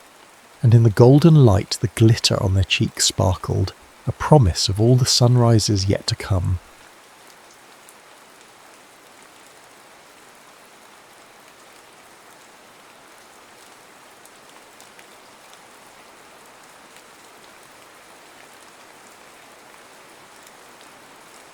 The charge between us. The fluorescent hum of Denver International Airport's Gate B-23 was a special kind of purgatory. It was the sound of limbo, of lives suspended between departures and arrivals. For Sophie, it was the soundtrack to her rising panic. Her phone, her lifeline, blinked a malevolent red. 2%. "I swear I packed it," she muttered, her voice a frantic whisper lost in the cacophony of rolling suitcases and garbled announcements. She was on her knees, the contents of her carry-on splayed across the vaguely patterned carpet like a sacrifice to the god of lost things. A well-worn copy of Invisible Cities, a tin of mints, a tangle of headphones, but no charging cable. Not the block, not the cord, nothing. Her flight to Chicago, the final leg of a journey towards a new life and a new job in urban planning, was boarding in 20 minutes. Her digital boarding pass, the email with her new apartment details, the contact number for the moving company, it was all trapped behind that dying screen. She sat back on her heels, the weight of it all pressing down. This was supposed to be a triumphant leap, the culmination of years of study and unpaid internships. Instead, she felt like a fraud, a disorganized mess who couldn't even manage the simple task of packing a charger. A tear of frustration pricked at the corner of her eye, and she swiped it away angrily. From a few feet away, Noah watched her. He'd been camped out by the only available outlet for the better part of an hour, a small fortress of technology humming around him. A laptop, a tablet, and 2 phones were all plugged into a multi-port adapter. their screens glowing with quiet efficiency. He was a cartographer of digital worlds, a freelance data analyst who could work from anywhere, yet often felt like he belonged nowhere. He recognised the look on the woman's face, not just the transient stress of travel, but something deeper, a bone-deep weariness. He'd seen it in the mirror enough times. "You look like someone who's carrying the weight of tomorrow on your shoulders," he said, his voice calm and even. Sophie looked up, startled. His eyes were kind, a soft hazel that seemed out of place in the harsh airport lighting. She gave a weak, self-deprecating laugh. "Is it that obvious? Right now I'd settle for just carrying the weight of a phone charger." Noah smiled, a genuine, unassuming expression that made the space between them feel a little less chaotic. He unplugged a sleek silver power bank from his setup. Its indicator light glowed a steady, reassuring green. "Here," he offered, holding it out. "Be my guest. It's fully charged." Sophie stared at the small device as if it were a holy relic. "Oh, I couldn't. You have a whole ecosystem there." "It's fine. Everything else is topped up. Think of it as a public service." He nudged it gently in her direction. "Sometimes the universe puts exactly what you need right in front of you." Hesitantly, she took it. The cool metal was solid in her trembling hand. "Thank you," she breathed, the words feeling inadequate. "Truly. You have no idea." As she fumbled to connect her phone, their fingers brushed, a fleeting electric touch that sent a surprising jolt through the exhaustion. Her phone chimed, the screen lighting up with the icon of a charging battery. The relief was so profound it was almost dizzying. "I'm Noah," he said, extending a hand. "Sophie." Her handshake was firm, a contradiction to the frantic energy she'd been radiating moments before. "So, what's in Chicago, Sophie? Or are you running away from something in Denver?" The question was direct, yet laced with a playful curiosity that disarmed her. "A little of both," she admitted, a real smile finally reaching her eyes. "New job. I'm an urban planner. I want to build cities that feel like communities, not just grids of concrete and glass." Her passion, so often buried under layers of anxiety, surfaced effortlessly.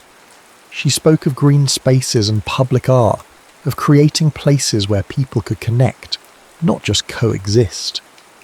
He listened, truly listened, with an attentiveness that made her feel seen. He told her about his own work, how he found stories in data, mapping human behaviour through clicks and algorithms. They bought coffee from the nearby kiosk, the steam rising between them like a fragile truce against the airport's sterile environment. They talked about their shared love for old maps, for the way cities breathe and change, for the feeling of being anonymous and yet part of something vast. For the first time all day, Sophie forgot to check her phone. She was absorbed in the rhythm of their conversation, in the way Noah's brow furrowed when he was deep in thought, in the easy laughter that passed between them. It felt less like a conversation between strangers and more like a reunion. Now boarding, Flight 2317 to Chicago O'Hare. The announcement shattered the bubble they had built. The spell was broken. Sophie's heart sank. "That's me," she said, her voice small. "Right." Noah stood up as she gathered her scattered belongings, her movements now calm and purposeful. "The power bank," she said, disconnecting her phone, which now glowed a healthy 78%. "I need to give it back." "Keep it," he said quickly. "A welcome to Chicago gift." "I can't do that." "Sure you can. Pay it forward." Their eyes met, and in that shared gaze was the unspoken weight of the what if. What if this layover were longer? What if they weren't headed in the same direction, yet on entirely different paths? The air crackled with the potential of a story that was ending before it had a chance to begin. "Thank you, Noah," she said, her voice thick with an emotion she couldn't name. She clutched the power bank, its weight a tangible reminder of this fleeting, impossible connection. He just nodded, a lump forming in his own throat. He watched her merge with the line of travellers, a flash of her dark hair, a final glance back, and then she was gone, disappearing down the jet bridge. He stood there for a long time, the echo of her laughter still hanging in the air, the scent of her coffee mingling with the recycled atmosphere of Gate B23. He was surrounded by people, but for the first time in a long time, he felt utterly and completely alone. 6 weeks later, the city of Chicago glittered outside the floor-to-ceiling windows of the Lumina Gallery. The view was a breathtaking tapestry of light and ambition, a perfect reflection of the event unfolding within. It was a networking mixer for the city's rising stars in tech and design, and Noah felt like an imposter. He'd landed a lucrative contract with a major logistics firm, the kind of professional validation he'd been chasing for years. He had the sleek downtown apartment, the impressive title, the financial stability, yet a hollow echo followed him through the crowded rooms. He was adrift in his own success, a ship with a state-of-the-art navigation system but no destination in mind. He swirled the mediocre Cabernet in his glass, the clinking of ice and forced laughter a dull roar in his ears. He was charting data flows for a company that moved packages, but his own life felt static, stuck. His thoughts, as they often did in these quiet, lonely moments, drifted back to a fluorescent-lit gate in Denver, to a pair of panicked, intelligent eyes and a conversation that had felt more real than any he'd had since. He'd even found himself searching for her online, but Sophie, urban planner in a city of millions, was a needle in a digital haystack. It was a foolish, sentimental exercise, and he'd abandoned it after a few days. And then he saw her. She was standing across the room, bathed in the soft glow of a track light illuminating a large abstract painting. But it wasn't the art that held him captive. It was her. The frantic energy from the airport was gone, replaced by a poised confidence that seemed to radiate from her very core. She was wearing a simple, elegant black dress, her hair swept up, a single silver necklace resting against her collarbone. She was laughing with a silver-haired man, her head tilted back, her smile lighting up that corner of the gallery. She was transformed. She was glowing. Noah's breath caught in his chest. It couldn't be, but it was. The universe, it seemed, had a wicked sense of humour. He started moving toward her, a man compelled by a force he didn't understand. He navigated the clusters of schmoozing professionals, his heart thumping a frantic rhythm against his ribs. As if sensing his approach, she turned. Her eyes scanned the crowd, a polite, distant smile on her face, until they landed on him. The smile faltered. Her eyes widened in stunned recognition. The glass she was holding slipped from her fingers, a slow-motion catastrophe of red wine splashing against the pristine white wall and the floor. "Oh, God!" she gasped, mortified. Noah was there in an instant, grabbing cocktail napkins from a passing server. "Some things never change," he said, his voice a low murmur meant only for her. "Still causing a scene in a public place." Sophie looked up at him, her face a mixture of embarrassment and utter disbelief. A breathless laugh escaped her lips. "Noah!" The name was a question, a confirmation, a miracle. In the flesh. Together they mopped at the crimson stain, their hands brushing, the same spark igniting in the space between them. The silver-haired man, her boss, thankfully chuckled it off and moved on, leaving them in their own private, chaotic bubble. "What are you doing here?" she asked, her voice trembling slightly. "I live here now," he said, his gaze locked on hers. "I could ask you the same thing, but I guess you made your flight." The intensity of the moment, the sheer improbability of it, was too much for the sterile gallery. "Let's get out of here," Sophie said, a sudden urgency in her voice. They found refuge in a small, dimly lit cafe around the corner, the air thick with the scent of roasted coffee beans and the mellow sound of a jazz piano. The city traffic hummed outside, a distant counterpoint to the quiet intimacy of their table. They talked for hours, the 6 weeks since their first meeting melting away as if they were a dream. He learned that the first few weeks had been brutal. The movers were late, her apartment was smaller than it looked online, and a crippling sense of imposter syndrome had nearly sent her packing. She confessed that the airport encounter had become a strange source of strength. "I wondered if I'd imagined how kind your eyes were," she admitted, her gaze dropping to the scarred wooden tabletop. Then she reached into her purse and pulled out the silver power bank. She placed it carefully between them, a silent testament. "I carried this with me every day," she confessed, her voice barely a whisper. "Like a talisman, a reminder that sometimes strangers can be kind, that things can work out." She looked up at him, her expression vulnerable and open. "That little battery didn't just charge my phone. It charged something in me I'd forgotten existed." Noah's carefully constructed walls of professional accomplishment and emotional distance crumbled. He saw past the poised woman from the gallery to the frantic, hopeful soul at the airport. He saw her strength, not in her newfound success, but in her willingness to admit her fear. He told her about his own emptiness, the feeling of being a ghost in his own life. The conversation was a mirror, each of them reflecting the other's hidden loneliness, their parallel journeys of ambition and isolation in a new city.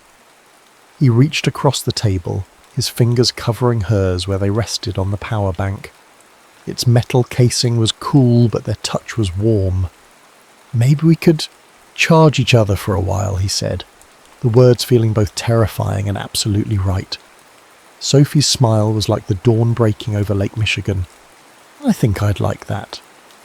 The power bank sat between them, its small green light no longer just a symbol of a dead phone brought back to life, but a beacon of possibility, a signal, lost for a time, now found and shining brighter than all the city lights combined. The courtship that followed was painted in the warm, melancholic hues of a Chicago autumn. It wasn't a whirlwind of grand gestures, but a slow, deliberate exploration, like two old souls rediscovering a language they'd forgotten they knew. Their dates were conversations that spilled over hours. They walked along the shore of Lake Michigan, the waves a steady, rhythmic sigh against the sand, their shoulders brushing with a tentative electricity. They sought refuge from the crisp air in cozy, labyrinthine bookstores, sharing whispered secrets between the stacks, the scent of old paper and ink their perfume. They found themselves on rooftop bars, the city sprawling beneath them like a circuit board of dreams, their silences as comfortable and meaningful as their words. With each passing day, the current between them ran deeper, pulling them into uncharted emotional waters. One blustery evening, curled in a booth at a neighbourhood pub, Sophie laid a piece of her fragile heart on the table. "I've spent so long being afraid of wanting too much that I forgot how to want anything at all," she confessed, her gaze fixed on the condensation trailing down her glass. She spoke of a childhood spent trying to be perfect, of believing she had to earn her place, of always feeling like she was the understudy in her own life. Noah listened, his chest aching with a painful recognition. He in turn offered a piece of his own brokenness. He told her about his pattern, a self-sabotaging cycle of emotional unavailability. He was the one who always left first, a preemptive strike against the possibility of being left. It was a defense mechanism honed over years, a fortress built around the ghost of a past relationship that had ended in a spectacular, painful flameout.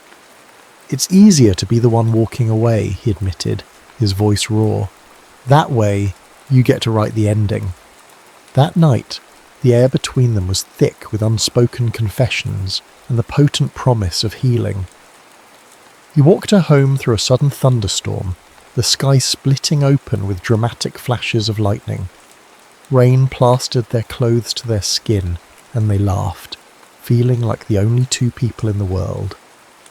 Under the dim, protective glow of her apartment building's awning, the city noise faded to a distant hum.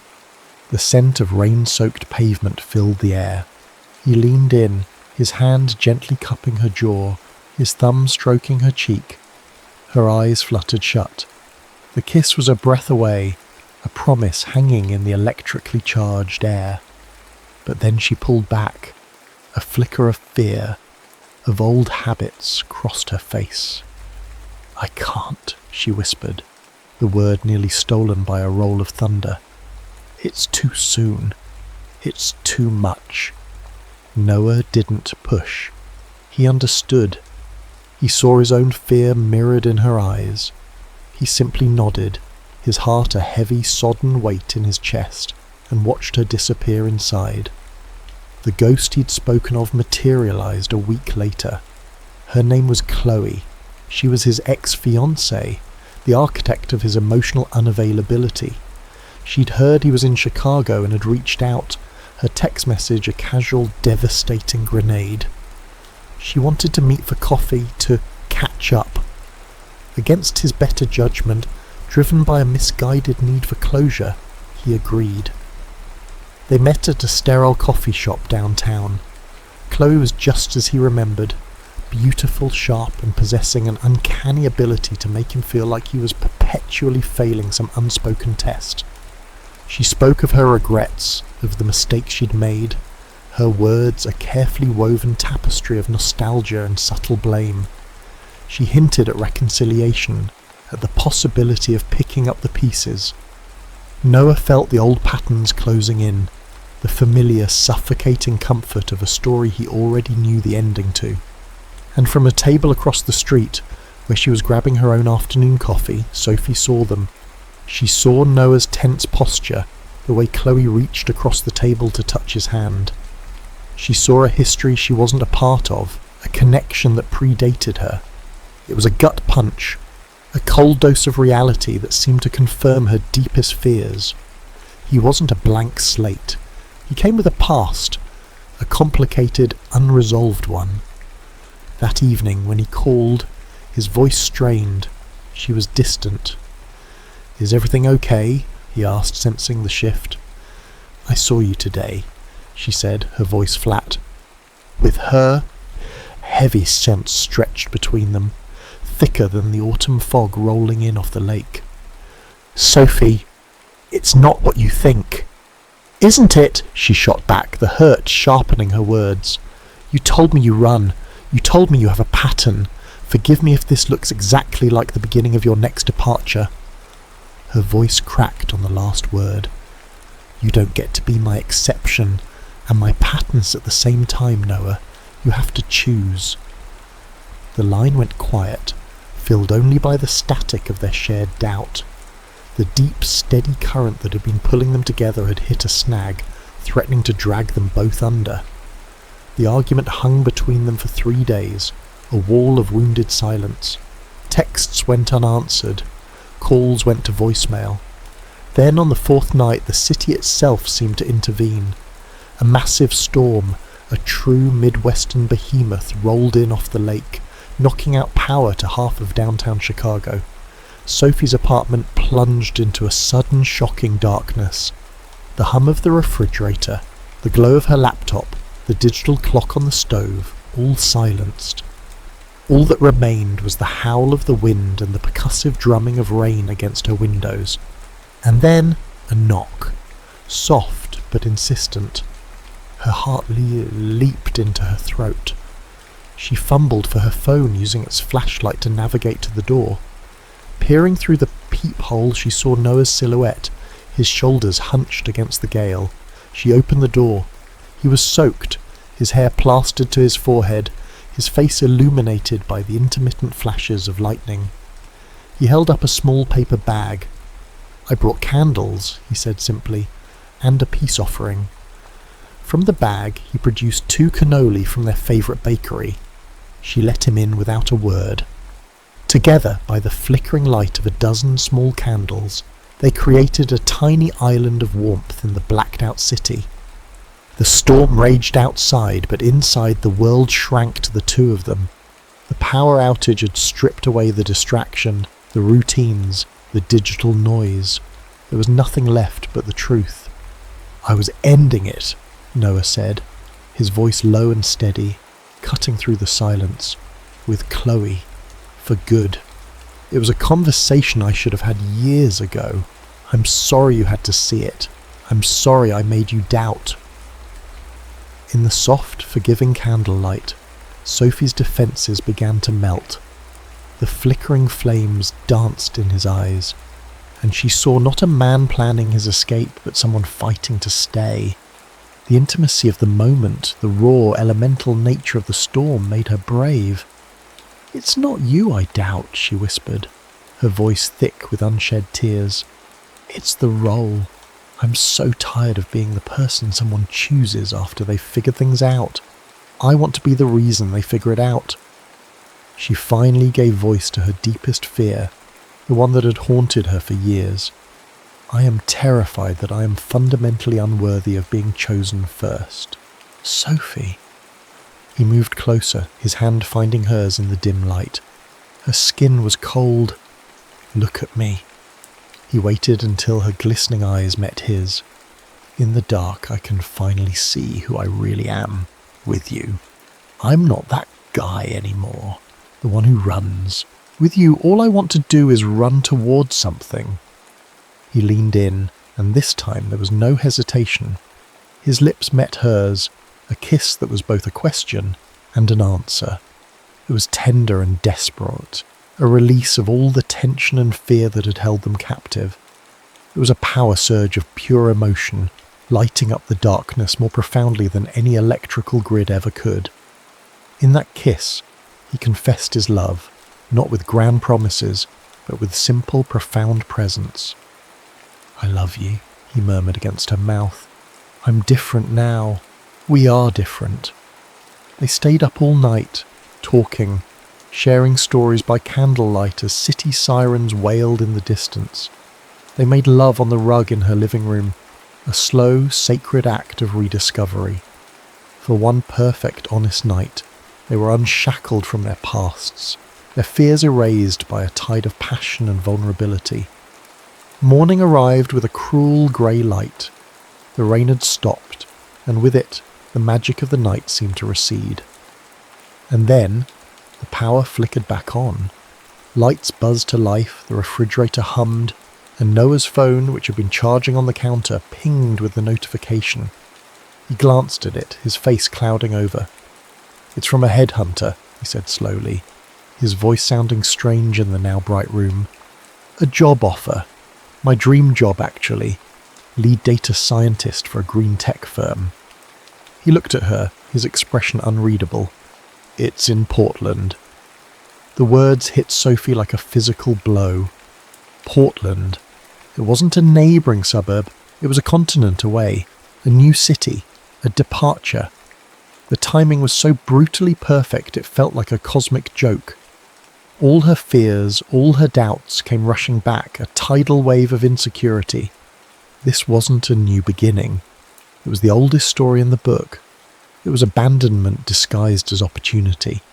Her walls didn't just go back up, they slammed into place, reinforced with steel. "Of course it is," she said, her voice dripping with a cold, bitter irony. "You're asking me to believe you've changed, to believe in this." She gestured between them. "You're asking me to believe in something I've watched fail over and over again, not just with you, but in my whole life." "Sophie, it's not like that. This is different. We can figure it out." "How?" she cried, her voice breaking. "With long-distance calls and holiday visits. I won't do it, Noah. I won't be the woman waiting by the phone hoping I'm still the dream when you're living a new one thousands of miles away." The beautiful, honest intimacy of the night before had shattered into a million sharp, glittering pieces. They parted with angry, wounded words, the kind you can't take back. He grabbed his jacket, his face a mask of hurt and confusion, and left. Hours later, after the tears had finally stopped, Sophie saw it.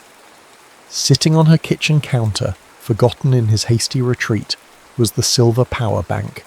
Its small green light glowed steadily, still charged, a silent, mocking witness to the wreckage. 2 weeks, 14 days of suffocating silence, 14 nights. Sophie had lain awake, staring at the ceiling, the ghost of candlelight flickering behind her eyelids. She'd gone through the motions, work, meetings, sketching out plans for a new park revitalisation project, but her heart felt like a blacked-out city, cold and silent. The power bank sat on her nightstand, its steady green light a constant, painful reminder of what she'd lost. It was a symbol of their beginning, and now it felt like an epitaph for their end. She'd been so sure she was right, so convinced she was protecting herself. But as the days bled into one another, a different truth began to surface. Her fear hadn't protected her. It had imprisoned her. She had slammed the door on the one person who had ever truly seen her, not because of what he'd done, but because of what she was afraid he might do. She had let the ghosts of her past dictate her future. The realization was a painful, clarifying dawn. She had to fight, not for him to choose her, but for her to choose herself, the version of herself that was brave enough to trust. She booked a flight. Meanwhile, at Denver International Airport, Noah sat at gate B23. The universe didn't just have a wicked sense of humour, it was a full-blown trickster god. His connecting flight to Portland was delayed. He stared out at the tarmac, the boarding pass in his hand feeling like a death sentence. He had taken the job. It was the logical choice, the next step on his carefully planned career trajectory. It was what the old Noah would have done without a second thought. But he wasn't the old Noah. The old Noah wouldn't be feeling this hollow, this gut-wrenchingly wrong. He had spent the last 2 weeks replaying that morning in Sophie's apartment, the hurt and fear in her eyes. He understood it. He'd given her every reason to doubt him. His whole life had been a training ground for her skepticism. But the night in the dark, the honesty, the feeling of finally truly arriving somewhere, that was the only data that mattered now. What was a dream job if it meant waking up alone? He pulled out his phone and typed a message to the headhunter in Portland, his fingers moving with a certainty that had eluded him for years. Thank you again for the incredible opportunity, but I have to respectfully withdraw my acceptance. He pressed send, just as a voice, hesitant and breathless, said his name. Noah? He looked up, and there she was, Sophie, standing in the middle of gate B23, looking just as lost and overwhelmed as she had the first time they'd met. She was holding out his power bank. He stood up slowly, his heart hammering against his ribs. Sophie, what are you doing here? Returning this, she said, her voice trembling. She placed the silver device in his hand. Their fingers brushed and the world seemed to tilt on its axis. Turns out I didn't need it anymore. I finally figured out how to charge myself. She took a deep, shuddering breath. I realized that all this time I've been looking for someone to complete me, when what I needed was someone to choose me, every day, actively, intentionally. But I also realized I had to be brave enough to do the choosing too. And I choose you, Noah. Even if it's messy, even if it's scary. I choose the... me. Tears welled in his eyes as he looked from her brave, beautiful face to the boarding pass in his other hand. He ripped it in half, the sound a clean, decisive tear in the fabric of his old life. You're a little late, he said, a slow, brilliant smile spreading across his face. I already chose you too. He showed her the sent message on his phone. I turned down the job. I'm staying in Chicago. Some connections are too rare to sacrifice for a better view. The relief that washed over Sophie was so profound she felt weak in the knees. We keep ending up in airports together, she whispered, a laugh bubbling up through her tears. Maybe the universe is trying to tell us something about new departures. Or, he said, closing the distance between them and framing her face with his hands, maybe it's trying to tell us we're finally home. He kissed her then, right there in the middle of gate B23, amidst the fluorescent buzz and the boarding calls for other places.